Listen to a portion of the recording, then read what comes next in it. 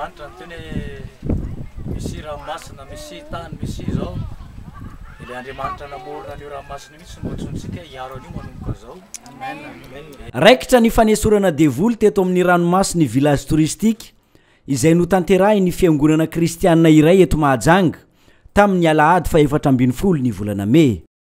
Teo men'Andriamanitra ny olona zany dia hoe mampiasainy olombelona fa sy Andriamanitra koa nefa tsy sitraka Andriamanitra raha tsy misy fahatezerana mafy be mihitsy avy amin'Andriamanitra zay vao manao zavatra angeza any misy fanaratsy mamono olona fotsiny zany zay le izy le fanaratsy io nefa tsy maharaka amin'ny fanan'Andriamanitra satria zavatra rehetra mitranga te ambany masoandro na eny amin'ny lanitra ambony dia avy amin'Andriamanitra avokoa.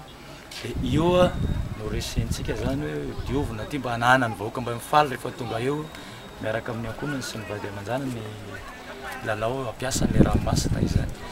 Manoloana ny fisian'ny faty olona izay niverina indray teny amin'ny toeram-pitsangatsanganana io no antony nanaovana n'izao hetsika izao.